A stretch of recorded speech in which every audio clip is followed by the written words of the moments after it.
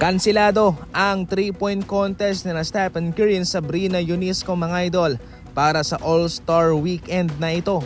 Ayon mismo sa NBA spokesperson na si Mike Bass, ang NBA ay hindi pa nagkaroon ng konsensus o pagkakaisa mga idol patungkol dito. Pinaplano kasi ng NBA na taasan pa ang standard ng contest sa pagitan ni Stephen Curry and Sabrina Ionesco pagkatapos ng kanilang matagumpay na contest noong nakaraang All-Star Weekend. Subalit sa pag-atras ni Caitlin Clark na siya naman sanang ipa-partner kay Klay Thompson ay nasira ang kanilang pinaplano. Kaya sa ngayon mga idol ay wala po tayong matutunghayan na contest sa pagitan ng WNBA at ng NBA, especially kay Stephen Curry. Malakas kasi ang hatak ni Stephen Curry mga idol sa mga fans, especially All-Star Weekend ito.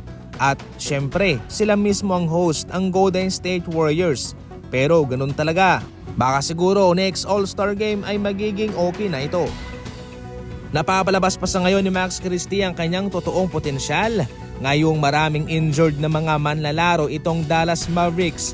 Ayon sa impormasyon ng Dallas Mavericks ay mayroong 8 player sa kanilang injury report.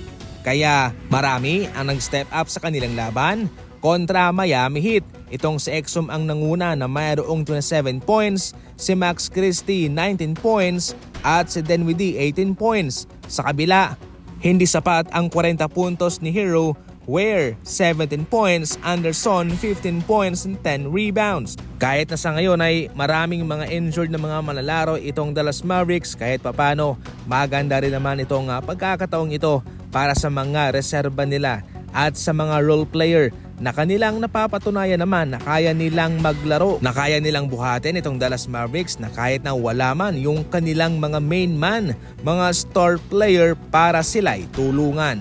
Sa kabilang banda, wala rin namang Bam Adebayo at Andrew Wiggins ang Miami Heat mga idol. Speaking of Miami Heat, itong si Andrew Wiggins ay hindi nakapaglaro sapagkat mayroon siyang stomach illness mga idol, sumasakit ang kanyang tiyan. Marami pa rin naman sa ngayon ang kumbinsido na naging maganda rin naman ang pagtitrade ng Warriors kay Wiggins para kay Jimmy Butler. Kasi itong si Andrew Wiggins mga idol, magaling siyang defender pero siya'y tumitira from the 3-point line. Pero kung pag-uusapan nitong si Jimmy Butler mga idol ay magaling to sa loob, sa mid-range. Kaya nagko-complement ang kanyang laruan. Balanse lang sila sa ngayon.